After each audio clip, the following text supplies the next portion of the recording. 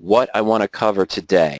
The main problem that investors face, why we haven't solved that problem, why we use radioactive trading to solve that problem, and some of the possibilities with the radioactive trading techniques in a real portfolio.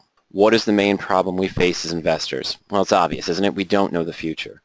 If we knew where the market would be today, if we looked back to the middle of May, we looked back last month to May 15th, May 10th, May 1st, if we knew what the market would have been, we all would have traded very similar positions, knowing which stocks would have been up, which stocks would have been down, and of course, which stocks maybe stagnated. But if we knew the future, if everyone in the market knew the future, it would already be priced in. In any strategy, if you're just buying stock, if you're doing covered call positions, if you're doing spread trades, if you're buying calls or buying puts, speculating on a market movement, there we go, folks, sorry about that, then you know you're going to have strings of winners and losers. Doesn't matter which strategy you're trading. You're always going to have that one that just breaks away from you, maybe in your positive direction, and doubles or triples the returns you expected for your strategy and your trading plan. Whereas others, you might realize losses 5 times, 10 times larger than you originally expected just due to the fact of the stock or the security moving in the opposite direction. Many of us know that the losses are sharp and quick. When we do suffer a loss, it's likely going to outpace the gains, where the gains in the market that we have are usually more gradual. Most of us have traded long enough that we know that we're not going to hit a home run on every trade. I had a conversation the other day with an investor who only trades out-of-the-money call options that are under 15 cents ask price. And by out of the money, I mean as much as 20% to 15% out of the money or more. His trading plan is that he realizes he is going to lose 90% of the time. 9 out of every 10 trades, he's going to lose the full capital that he allotted to those out-of-the-money long call positions or long put positions based on his market sentiment. But he's hoping that the 1 out of 10, the gain on the 1 out of 10, if he gets a 10% gain, a 1,000% gain, or a 500% gain, is going to try to outpace the losers. Most of us don't have the stomach to trade that way, and I don't even know if he's successful. He's had some successes during given months, and other months he hasn't had successes, but he's just waiting long term to see if that plays out. Not something that I would do, and not something a lot of us have the stomach to do as well. We are going to take losses. We all know that. We're going to suffer positions where the same criteria that produce 10 to 15 successful trades in a row is not necessarily going to produce 10 to 15 successful trades 2 months following the road. In trading, as in anything, math doesn't behave the way we expect to. If we have a 10% loss on a position, if I invested $10,000 into just a stock position, and the stock falls 10% and I get out with $9,000, a 10% gain on what I have left does not get me back to break even. I need an 11% gain on that position to get back. And this just gets steeper and steeper. This is what we call the martingale or gambler's ruin. If I entered a covered call and I had a 7% stop loss on the position, and something happened during that time, not related to earnings, just some bad news comes out and the stock dropped 25%, well, my stop order is going to get triggered, but I'm not going to get out at 7%. I'm going to get the 25% loss. So now I'm going to need a 33% gain on what I have remaining just to get back to break even.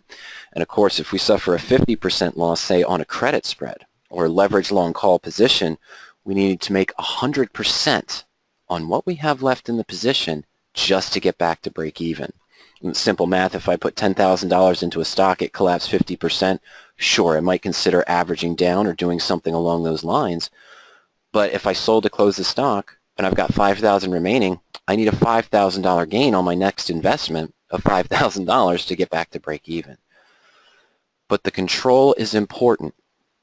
If I suffer a 5% loss on any given position, I don't need a 10% gain to get back to break even. I only need a 5.3% gain to get back to break even.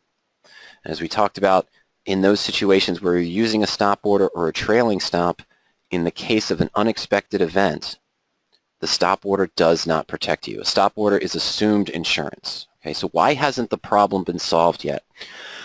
Quite simply, we look in the wrong place. Okay? Many of us have been promised that by trading certain strategies, let's say covered calls, we could earn 3 to 6% per month. I don't care if the stock falls. I just keep writing it. I'll just keep writing calls and writing calls. If the stock falls 20%, so what? I'll continue to write calls at a lower strike price. I'll continue to generate 3%. I don't care about the underlying value of the stock. Yes, I do. If I open 10 covered calls in my portfolio and the market has a downturn or 5 of those stocks pulled back, and I see that my account has dropped from, let's say, $50,000 to a market value of $35,000, I don't care if I can generate 3% on my remaining positions. I am not happy with what I've seen. Those of you who trade spread trades, you know this inside and out. Spread trades offer you the possibility to go deep out of the money, find a nice leverage return with a good probability of success. We could use power options right now to find probably 10 or 15 trades that expire next week on a weekly position that are offering an 80% probability, an 11% leverage return. But what does that mean? That means that if I'm taking an 11% return, which would be 50 cents off of a 5-point bull put or bear call credit spread, I have a 9-to-1 risk-reward ratio. I'm risking $4.50 to make 50 cents. If I take one loss for some unexpected event, that's going to wipe out 10 previous trades. Okay, so is that a long-term successful plan? Well, it could be if you pick the market direction. But the market's ever changing, and you have to be able to adapt with that, and it's very hard to control the losses on those 8-to-1, 10-to-1 risk-reward ratios with the spread trades. Plus, these types of strategies that are very popular cap the upside gain. If you do pick the direction right on a covered call, and your stock moves up 7, 8, or 9% without putting more money into the position to roll the call, you're not taking advantage of that further upside movement. And on a spread trade, sure, I could take a bull put credit spread that offers an 11% return.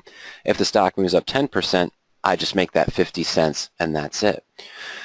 Now, all that being said, I do use spread trades in my account, but with a very small percentage. Only about 10% of my personal portfolio is allocated to spread trades, and I only do it on the broad-based indexes and ETFs. Okay? Well, I already talked about the covered call selling. Not going to spend too much time on this. We know the covered call caps the gain. I want to bring up an interesting story. When I first started with power options about 14 years ago, we were working directly with 2 groups out of Texas that advocated covered call selling and covered call trading. They did weekend seminars to teach you how to do covered calls, and they had management techniques for when the stock goes against you. One, really focused on trade allocation, and the other kind of focused on you don't worry about if the stock goes down, just keep selling your calls. It's a recipe for disaster over a long period of time. I was amazed at how many investors would call us up. They were using our tools, the power options tools, to find their covered call trades and track them with a portfolio. And even though these people paid $2,500 or $3,000 to learn how to trade covered calls the weekend, they were calling me up and saying, hey, this position's really down. What can I do to protect this position better? And at the time, I'd say, oh, well, you could look at a collar. Standard collar, of course. I buy stock, sell an at or out of the money call 1 month out, buy a put out of the money 1 month out, still collect a positive premium in. So maybe I'm looking to make a 2% return to the upside instead of 3%, but I've capped the risk to the downside to maybe only 4 or 5%. Okay? So you buy the put out of the money for some quick insurance, make sure that the call premium you receive is higher so that you do have a nice risk-reward profile. But that didn't solve their problem. What they wanted to hear was, Mike, do you have some magic thing where I can generate more income from this covered call position and still protect the downside? Well, no. If you do any kind of selling a naked put against a covered call, you create a covered combination. But now you've got to put up the capital to cover selling the put. You've got twice as much risk in the position. Well, if you enter a bull put spread, does that solve the problem? Not really. Because a covered call with a bull put spread, the put that you buy in the bull put spread only solves one problem of insurance on the naked put or on the covered call. It can't solve both, so you still have the same amount of risk. You have to pay out the money to get the insurance that you want. And the spreads we've talked about as well. Any kind of bear call or bull put credit spread, you have a capped gain. Of course, you can manage the positions, but if you're looking for those 80% probabilities or higher, you're going to end up with a position that, of course, has that 10 to 1 or 11 to 1 risk-reward ratio. And the problem with that is, again, one loss can wipe out 10 previous gains. But in addition to that, you're going to need to be right 85 to 90% of the time, consistently, in order to make a profit. And that's really tough to do. Now, what I want to do now is we're going to jump over and look at this mathematically. We're going to go over to radioactivetrading.com, and we're going to look at the simple resources tab there to take on the trade simulator tool. Okay, so when we go to radioactivetrading.com, just click on the resources tab up here at the top, and down below you'll see the trade simulator tool.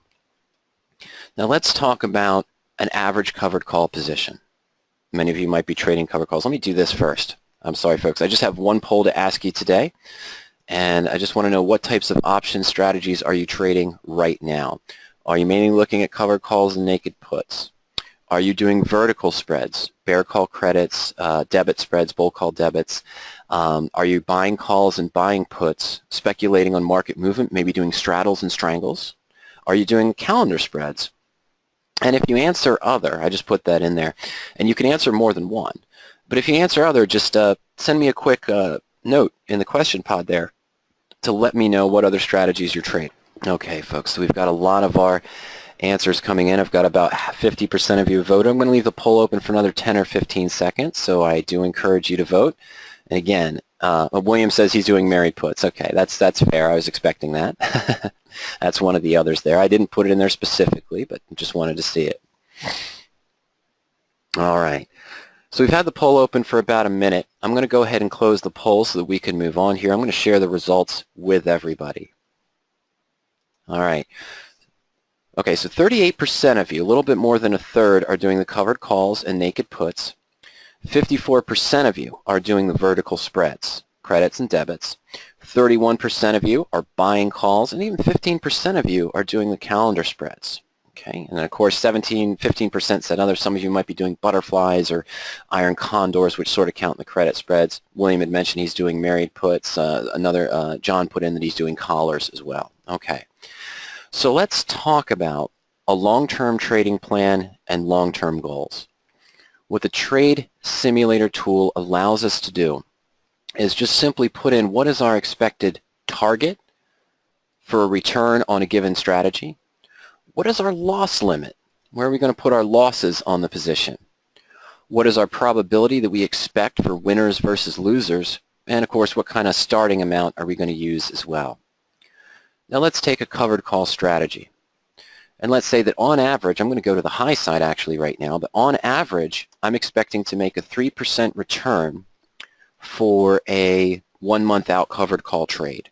If I get assigned, the maximum return is 3%. From doing weeklies, might be around 0.8%, 0.7%, which might come around to about 3.5% over a month period. So we're going to go with 3%. Now let's say that we're following the rules, the common rules of Investors Business Daily, William O'Neill, other strategies out there which suggest that you limit your losses to only 7% or 8% with stop orders. I'm going to take 7%. Now, the probability of loss. How many winners do we expect? Well, let's say we're going to the high side, and we expect to be right 65% of the time on our covered call positions. So close to 70%, 7 out of 10 positions, we're going to get assigned and earn our 3%. And the other 3.5% of the time, or times, we're going to lose the 7%. Okay? Do you pick winners 65, 70% of the time? Let's find out if that works for you. Now, I'm actually going to increase our starting amount up to $50,000, which we'd need because we're buying stock in a position. And by the way, this criteria is similar to what we'd use for a cash-secured naked put, although the target return might be expected at more around 2% for an out-of-the-money naked put versus 3% for a covered call trade. And we're going to invest maybe about 20% in each position. So, so we could open 5 covered calls, maybe 6 covered calls. Maybe we'll do 15% or so, but let's keep it at 20%. Oh, probably lost only 35%. Thank you, Alejandro. My fault. I always go reverse when I show the trade simulator tool. Just the way my mind works. I see loss. Okay. All right. So there we go. We're only going to lose 35% of the time. Thank you, Alejandro. We're going to make $50,000 dollars as our starting account, and so forth. Not even going to include commissions. Let's go ahead and go through this. All right. So we see what this tool did for us is it gives us a string of winners and losers in our portfolio. Okay, so we started off with a first loss. We invested 20% of our capital into one covered call trade. We lost, so our account's down about $49,300. We had 2 wins in a row at 3%, so that took us up. Then we lost a couple more times, and it's essentially flipping a coin. Okay, and we go through our strings of winners and losers. Now down below, we have the track record. So we were right 64% of the time. At one point, we did take our account. After strings of winners and losers, we would have gone up to about $50,258, but after 100 trades, 100 flips of the coin, even being right 65% of the time, we're down to $44,000. Okay, so we're down almost 10%, a little bit over 10% from our starting value, even being right 64% of the time. So let's run this again. Let's clear out those drawings there. All right, there's one at 65% of the time. We're still not winning. Okay, we did go up to about $52,000. We would have looked like we had a winning track record even after the first 5, 6, 7 trades. Here we go, 10 trades in. We're looking really good. But long term, we're going to see that we're going to end up at the same place, even being right 65% of the time. So what's the answer? Let's be right more often than wrong. Okay, so let's put this at 25% probability of loss. We're going to be right 75% of the time. All right, so after 100 trades, covered call positions being right 75% of the time, making 3% when we're right, using a stop order at 7%, assuming that you only took a loss of 7% on these positions, meaning as you didn't have a sudden gap down in the pre or after market hours where the stock dropped 15, 20%, your stop order was triggered and you got filled at that maximum loss there. And that's a bold assumption. But it's also a bold assumption that you're going to be right 75% of the time. That is difficult to do. So we might say, well, do we have to change the investment? Not really. Do we have to increase returns? Well, we could look for more volatile positions, but as we know, if we look for more volatile covered calls that maybe offer a 5 or 4% return even, we're going to suffer losses probably more often than not. We're probably going to be closer to a 40% loss probability to 60% winners, and that's still not going to pan out. So could we control the loss and limit it to only 5%? Well, okay, let's do that and keep the 25% probability of loss, and now you see the numbers you're hoping for. You take a $50,000 account, maybe up to $68,000. This is kind of sort of what a collar portfolio would look like, but look, we still have to be right 84% of the time. 78% of the time. I'm trying to find one that drops out. There we go. 70-30, we make a little bit over 10% gain.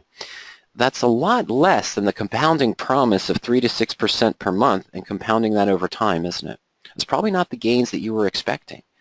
And this is what's possible. And let me remind you, if you open some covered call positions, you open 5 today, and you put in a target return of 3%, you find positions offer the 3% return if assigned, and you put in a stop order at 5%, you're getting closed out of your positions a lot more often than 25% in normal market conditions. That trigger is going to click more often, and you're going to get out with more losers at 5%. All right, so covered calls might not be the answer we're looking for in a long-term portfolio, even if we try to tighten our restriction on our stop orders.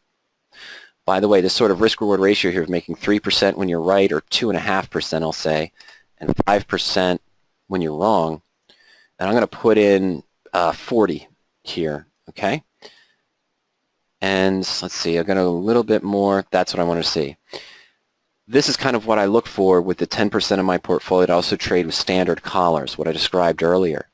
But you can see, even being right 68% of the time, you can expect a profit, but it's not very high. You've got good insurance in place, but you take down the target of a covered call, but it's still not getting us to where we want to be.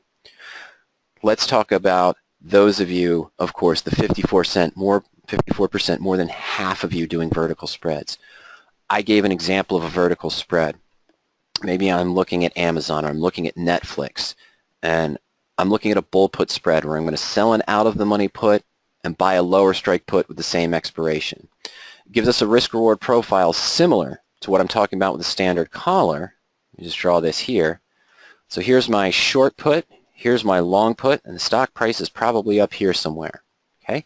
What I'm hoping is when I sell the put and buy the put, the stock stays above the strike prices, both options expire worthless, and I keep the net credit. My risk is the difference in the strike prices minus the net credit. Okay, so let's say we have a stock trading around $500, and I sell, let's call it a 480 put, because I'm expecting the stock to stay up above 500, or at least above 480, and I buy a 475 put. Between the two, I make 50 cents net credit. Okay?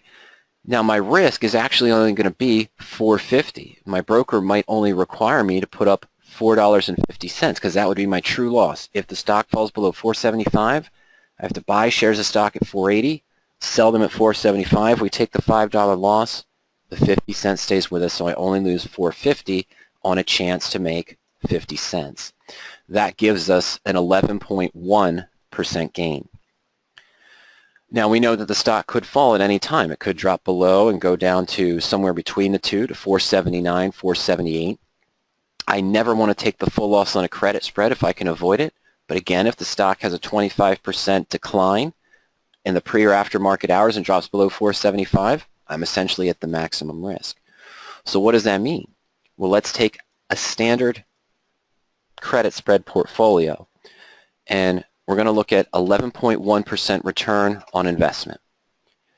My loss limit, though, the maximum loss, remember, was $4.50. I may suffer the full loss in some situations. I may try to manage the loss, but if the stock falls, I'm likely probably going to close the position and have to pay $2, $2.50, or maybe $3, not the full loss, but still a fair amount to liquidate the position. So we're going to put our loss at 50%, which is probably kind of accurate.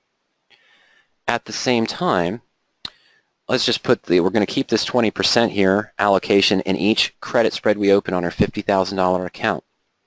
But when you look for this type of position, you're probably excited about the leverage of only putting up $450 to trade one contract. And you're also probably excited that you can find positions that have an 80% probability or higher of expiring worthless. Okay, that's the allure of these sexy credit spreads. I can make an 11% yield and have an 80% probability of success.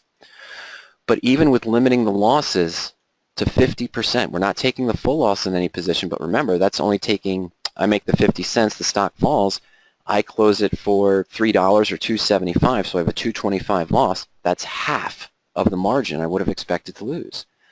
And with allocating 20%, here we're right 78% of the time, and our portfolio is almost down 50%.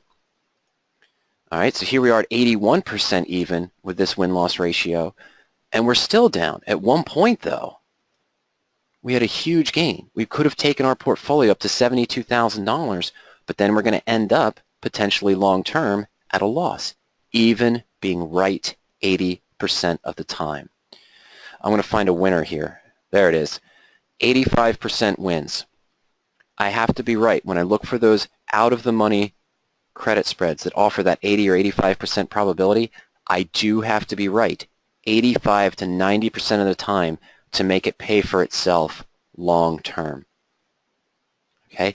That's the lie of leverage. Leverage works both ways. Sure, I'm right 85% of the time, but on those 15 times I lost, I may have lost 50% or even 100% of what I invested into the spread trade.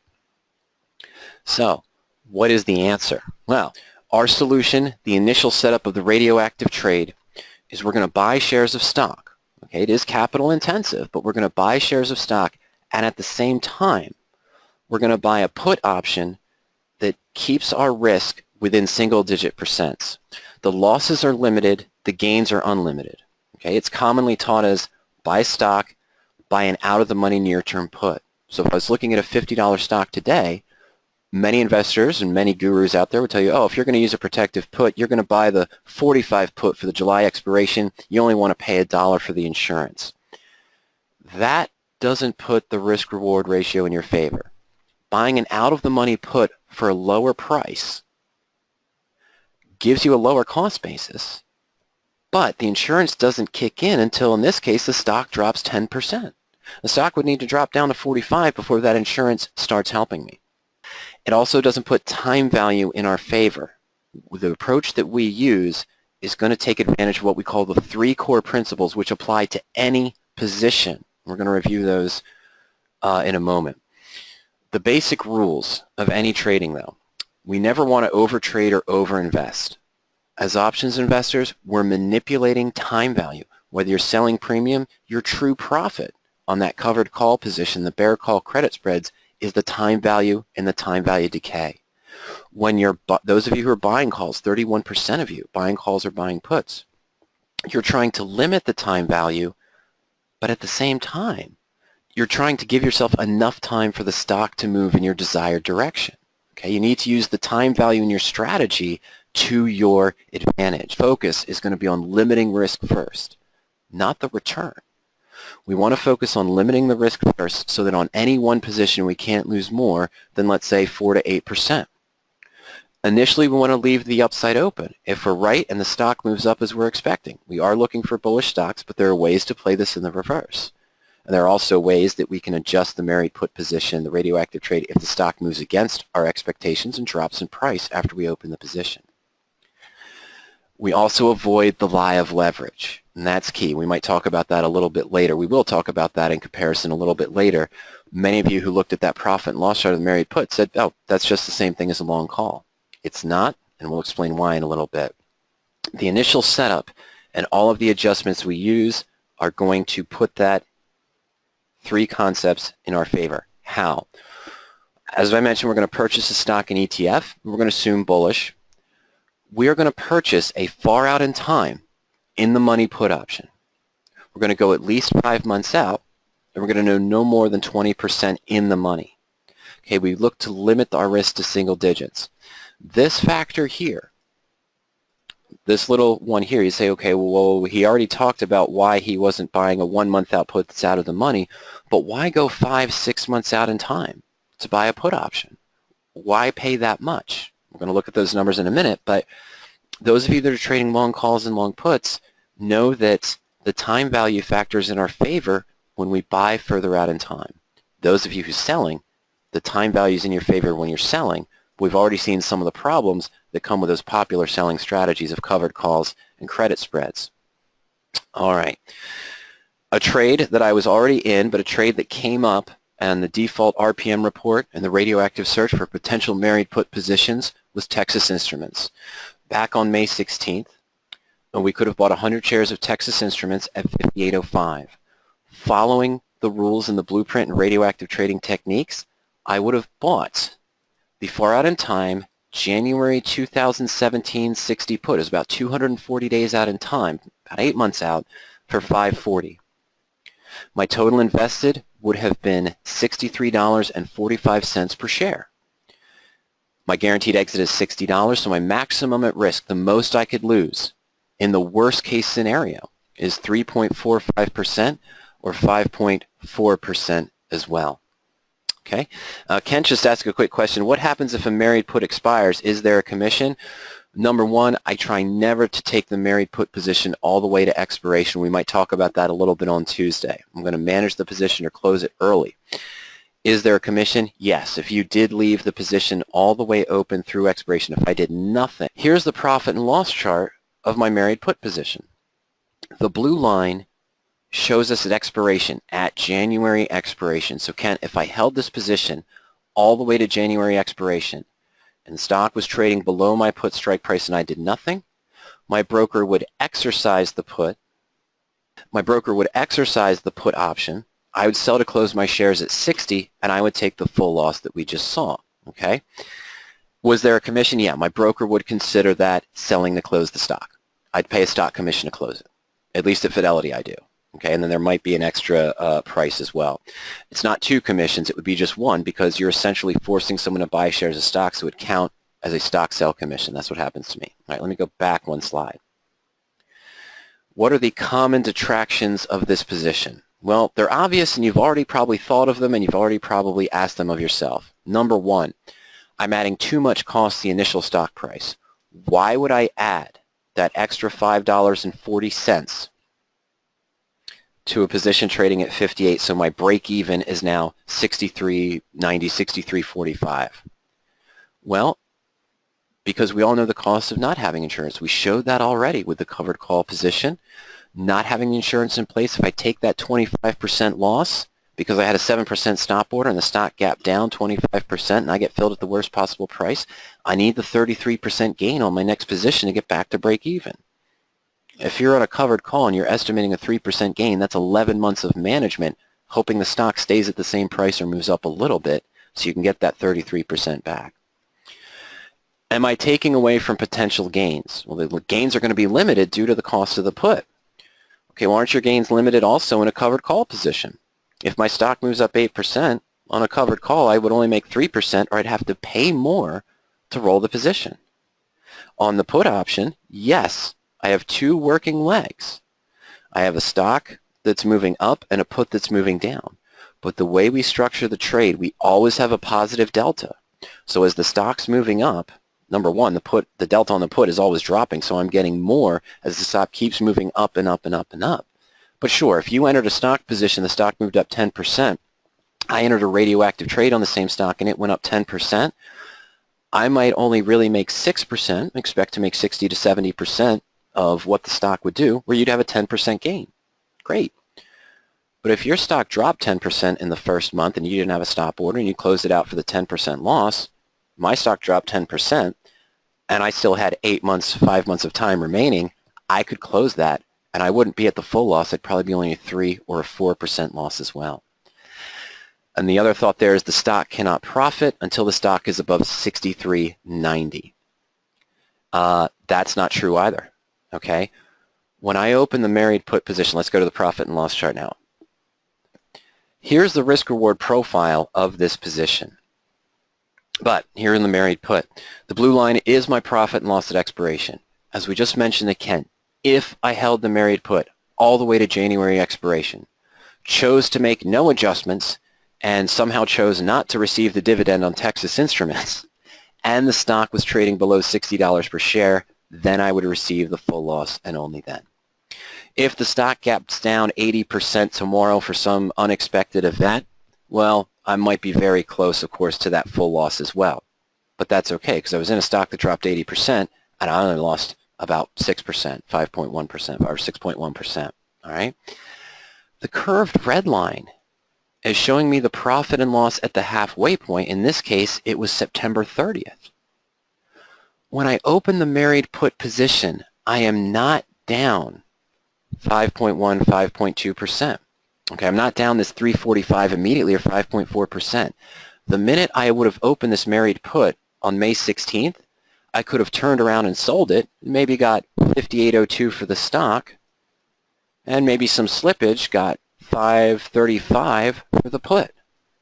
Okay, so all I'm risking is the bid-ask spread on the put option. I am not down 345. I'm not 345 behind the 8 ball when I open this position. I could turn around and liquidate it right away. If the stock moved up $1 the next day, my stock would be at 59.05.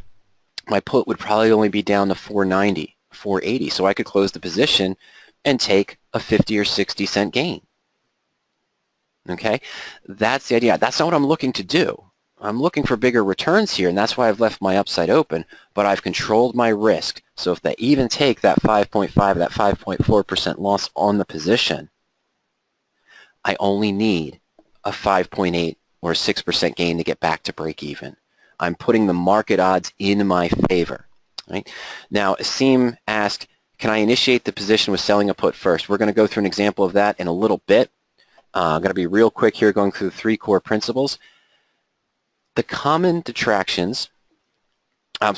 thoughts when an investor sees the married put is, well, I know better than Mike, or I know better than Kurt. I see what they're doing and I understand they're limiting risk. That's great for them. But I've traded options for a while. So instead of doing the married put, why don't I just buy a long call first and I'll have the same risk-reward profile? Or instead of buying the stock and buying the put, why don't I buy the put and then buy an in-the-money long call? So I have sort of this strangle position where I can profit on both sides and have less risk. Or instead of buying the stock at 58 and buying the put at 60, what if I had sold a cash secured short-term put, let's say for June 10th expiration at the 59 strike and bought the 60 put. Okay, so then you'd create a calendar put spread. Bad graphic, I know, but there's a calendar put spread kind of, okay? Can you initiate it doing that? Yes. But you'll only be successful if you have the capability to select stocks that stay within a 1 to 1.5% trading range in the first month, and then if you get put the stock in the following months, have the potential to move up 5 to 6% or more. If you can consistently do that, you don't need to be on this webinar, and you don't need me to tell you how to trade. If you can consistently pick stocks that stay within a 1% trading range within the first month of trading, first 20 to 30 days of trading, but are going to move up 6 to 8% in the following 3 months after that, you don't need to be here. I can't help you. You're going to be much more successful than me. How can I say that confidently? And am I trying to put Asim's idea down? No, I'm not. Because when I first met Kurt 7 years ago, and he was a customer of Power Options, and he introduced me to radioactive trading, I had been trading for 5 to 6 previous years. And when I looked at the radioactive trading techniques and read through the blueprint, guess what I did, folks? I said to myself, I'm going to do better than Kurt by selling an at-the-money 1-month out put and buying the 5 to 6 month out put option. So if I get put the stock, I've got a better cost basis. And if the stock moves up, I'll just continue to roll and roll the position, and I still have the protection in place. This is a bearish strategy. You're trying to force a bearish strategy onto a bullish stock. That's trading against yourself. I'm going to talk about that a little bit in a minute as well. At the same time, you might have a slightly lower, you're actually going to have a higher monetary risk, by the way. And your percentage at risk is going to be in that 60 to 70 to 80% of what you invested in the position. If the stock suddenly gaps up 10 or 12%, you get no further gain on the stock, you do not have a positive delta to the upside, and your put's going to decline roughly close to 50 or 60%. That's why it's tough, unless, again, and I mean consistent, when I say consistently, I mean 85 to 90% of the time, you pick stocks that just stay within a 1%, 1.5% trading range in the first 20 to 40 days, and then if you get put the stock the next 3 months after that, we'll move up 6 to 8%. And I'm not saying that to be rude. I'm not striking down your idea. It's the exact same idea I had. And I traded 5 stocks like that because I thought I'd do better than Kurt. And after the first 2 months, had I opened married puts, those positions on average would have been up 7%. My calendar put spreads that I was trying to use to manipulate it to get into the stock at a better price were down 12% of what I invested in the positions. Yeah, I used leverage, so I had less money in, but I was down 12% where I would have been up about 7. Okay, that again falls in the lie of leverage. And to go back to your self-esteem, is this trading against myself? If I'm bullish on the stock and I expect it to move up, why buy the put? Because in any strategy, you're going to have strings of winners and losers. And the key is, if you keep the losers to a minimum range, you're going to realize more profit on the upside on the ones that you win. It's insurance. It's not trading against myself. It's insurance. You insure your home, you insure your car, you insure your house. I'm putting $6,200, $12,000 into a stock position. I want to insure the downside. And not with a stop order, which we talked about earlier, which is assumed insurance. Why add the extra money to the position, increase the break even? I already talked about that. The break even only happens at expiration. This is not me being down $5.40 for buying that put on Texas Instruments. This is not me being $3.45 down as soon as I open the position. The key to remember is that I have 2 working assets. I have a stock and I have a put. It just so happens that the put protects the stock, which is 90% of what I, maybe probably more like 70%, 60% of what I invested in the position.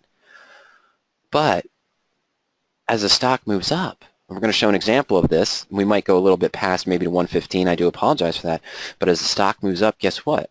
I can manipulate that put option. I'm not really losing on the put as you'd expect, and I'm going to show that. And we already showed, wouldn't a covered call or spread be better? In one case, maybe. In Asim's question, if he did pick stocks consistently that just stayed within that 1% trading range, and he was only trading maybe diagonal calendar spreads or a covered call position, he would perform better than me over a 3-month time period if every stock that both he and I entered the same just stayed trading in a 1 or 1.5% range. Okay, I have 12 different income methods I can use in the situation the stock stagnates, or the stock falls, or the stock moves up.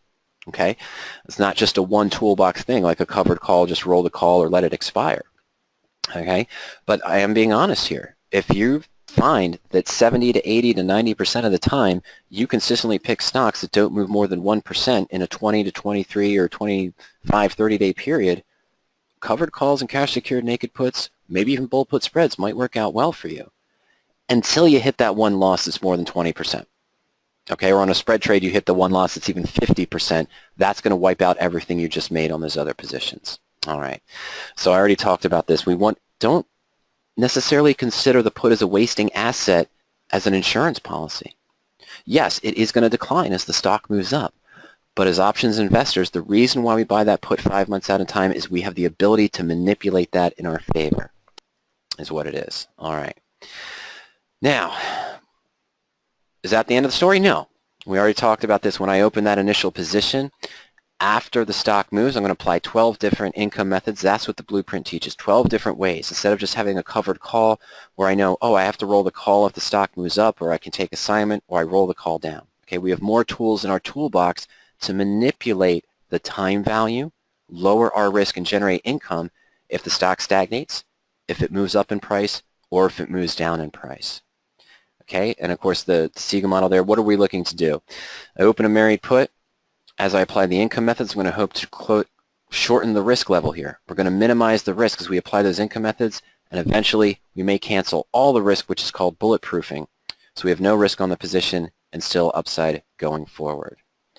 And the benefits of being bulletproof are quite obvious. No chance for a loss. Once I bulletproof a married put position, I have no chance for loss on the downside. I still may have unlimited upside, depending on what income methods I might have open. I can go through earnings without any concern of risk. The stock falls 20%, I still make a small profit. The stock gaps up 20% of earnings, I take more advantage of the upside. I can sit back and collect dividends, and I can withstand market corrections without the need for averaging down, which can happen when trying to manage a covered call, a cash secured naked put, things of that nature. After all that discussion, after showing how you need to be right 85 to 90% of the time with a standard credit spread portfolio, how you'd still need to be right almost 70% of the time on a standard covered call portfolio or cash secured naked put to profit long term. What if my expectations of target, of leaving the upside, are lower but still pretty good? Let's say 6% when I'm right. And let's say that I do control my risk here to be only that 5.5%, and I'm only expecting to be right 50% of the time. Well, here's one. Okay, it's outpaced gains. I'm right 63% of the time. I'm going to take that money to a high range there. I'm still only investing 20% of my $50,000 to each one. All right, I'm right 57% of the time. I only lose 5.5 when I'm wrong. I make 6% when I'm right. And I can still have a profitable portfolio, which was higher, by the way, than that one covered call portfolio where we were right 70% of the time almost. Everything was 68% of the time. We only took the portfolio up to about, oh, that was only 50,800. Okay, to get this number on the covered call, we had to be right about 75 to 80% of the time. How about this? It's not a great view, but even if I'm wrong more often than right, and remember, this is a guaranteed control risk in the worst case scenario. Those other strategies, when we talked about risk, we talked about the fact that I might set a 7% stop order on my covered call, but I could still lose 25% on a position due to an unexpected event. And so here we are looking at this here. I'm right only 47% of the time. I only lost about 4% of my total portfolio value. Less than that, actually. We only dropped it down about $123 or $1,200 on a $50,000 account. I'll try to look for one real here quick. Okay, there we go. That's what I was looking for. Even with this, with the proper setup, still able to take advantage of upside gains, apply the income methods, and shooting for a reasonable 6% return. It's very reasonable to expect. And controlling all your losses of 5.5%, you can be right only 50% of the time and long-term still profit. You will not be able to do that with covered calls. even if you count it as my covered calls aren't losers till I close them, so I'm going to keep managing these losers for the 8-10 months it takes me to get back to break even. Are you really getting ahead at that point? What about the credit spreads? If you roll a credit spread out because it took a loss, and you have to go out 6 months to roll down the credit spread to roll for a credit to repair it, well, now you're sitting on that capital for 6 months. Okay, is this reasonable? Making a 6% return on the married put positions that you open and controlling list to 5.5%? Let me click on track record here. And I'm going to choose mine. These are my actual radioactive trades that I've been using in the portfolio. And here what I want to show you is that my average gains on winners is 7.2%. My average losses to control to 4.7%. And I've been fortunate to be right about 60% of the time. So is 6% a reasonable target for an expectation of gain? Yes, in fact, even higher. Ernie does much better than me. His winners are closer to the 10% range, and he keeps his losses around 5% as well. Okay, I'm just showing you this. The Fusion subscribers can see all of our trades, and now even Greg's portfolio as well. But I just wanted to share that with you because that was the whole point. We showed the trade simulator tool, why those other strategies don't work, and we wanted to show you why this will work by controlling your risk. Even if you look for, and might even be over a 2 or 3 month period, averaging a 2% gain per month when you close a radioactive trade for a 6% gain. But it still puts, again, the market odds in our favor. I'm trying to get back to that 50-50 one I had. Well, there's close enough. We can still be right only 50% of the time and show a profit. That's how we're stacking the market odds in our favor. But